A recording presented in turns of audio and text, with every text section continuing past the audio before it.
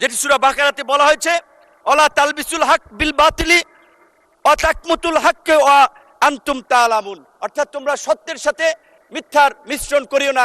বিএনপির চেয়ারম্যান জনাব তারেক রহমানকে 111-এর বিরাজনীতিকরণ প্রক্রিয়ার অংশ হিসেবে দেশ তাকে বাধ্য করেছিল, কিন্তু সুদূর প্রবাসে নির্বাসিত থেকেও তিনি দেশের সাথে, দেশের নেতা কর্মীদের সাথেই শুধু ছিলেন না, অপরাপর রাজনৈতিক দলের সাথেও সম্পৃক্ত ছিলেন। যেই কারণেই 2022 সালের 30শে ডিসেম্বর আনুষ্ঠানিকভাবে 31টি দলকে নিয়ে সরকার ও শাসন ব্যবস্থা পরিবর্তনের এক দফার যুগপৎ আন্দোলন সূচনা করেছিলেন।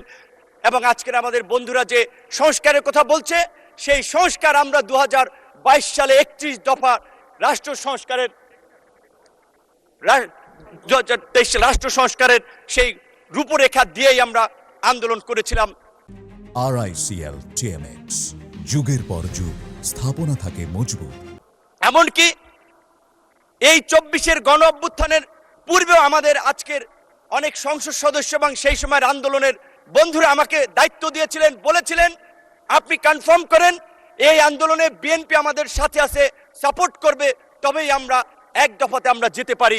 তারই ধারাবাহিকতায় আমি যেদিন গ্রেপ্তার হই 19শে জুলাই দিবাগত রাত 20 তারিখে পড়ে গেছে, সেদিন আজকের আমার ডান পাশে বসা মাননীয় তথ্যমন্ত্রী জহিরুদ্দিন স্বপন তার মোবাইল ফোনে আমির খসরু মাহমুদ চৌধুরী, বিএনপির প্রেস উইংয়ের কর্মকর্তা সাইরুল কবিরের মাধ্যমে বিএনপির মহাসচিব, আজকের এলজিআরডি মন্ত্রী, তাদের সাথে কথা বলি। হেফাজতের নেতা থেকে শুরু করে অন্যান্য রাজনৈতিক দলের নেতৃবৃন্দের সাথে যোগাযোগ করেছিলাম।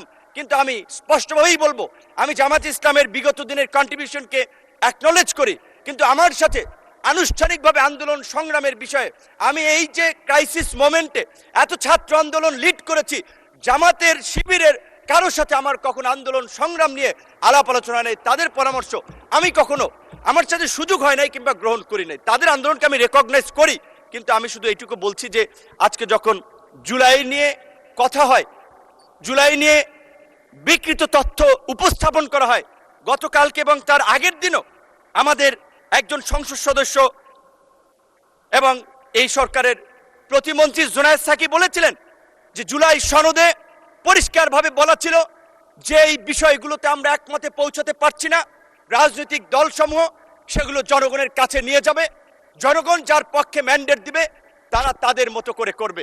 তো আজকে জুলাই সনদ যে ইস্যুতে বিএনপির দ্বিমত ছিল, নোট অফ ডিসেন্ট ছিল, সেটা বিএনপি বাস্তবায়ন করবে, এটাই স্বাভাবিক। কিন্তু এটাকে মিথ্যা, সত্যের সাথে মিথ্যাকে জড়িয়ে আমি মনে করি এই অপপ্রচার অন্তত আমাদের বিরোধী দলের বন্ধুদের করা উচিত নয়। এই সম্পর্কে আমি, তারা যেহেতু কোরআন হাদিসের রেফারেন্স মাঝে মাঝে দিয়ে থাকেন, তাই আমি একটি আয়াত দিয়ে আমি তাদেরকে বলতে চাই, যেটি সূরা বাকারাতে বলা হয়েছে, ওয়ালা তালবিসুল হক বিল বাতিলি ওয়া তাকমুতুল হককে ওয়া আনতুম তাআলামুন, অর্থাৎ তোমরা সত্যের সাথে মিথ্যার মিশ্রণ করিও না, জেনে শুনে সত্য গোপন করিও না। সুতরাং আমার বন্ধুদেরকে আমি বলবো, আজকে বিএনপি এবং তার জোট সঙ্গীদেরকে যেভাবে সংস্কার বিরোধী হিসেবে উপস্থাপন করা হচ্ছে, সেটি মোটেই একটি সুস্থ ধারার রাজনীতির লক্ষণ নয়। আজকে আমরা রাজনীতিতে গুণগত পরিবর্তনের কথা বলি, ইতিবাচক পরিবর্তনের কথা বলি। বাংলাদেশের সাবেক রাষ্ট্রপতি, সাবেক প্রধানমন্ত্রীর ছেলে, এই বাংলাদেশের জনগণের নেতা তারেক রহমানের লাইফস্টাইল, জীবনাচরণ, তার যে দেশ নিয়ে মিশন ভীষণ, আমরা তার মন্ত্রিসভায় কাজ করে আমরা দেখতে পাচ্ছি।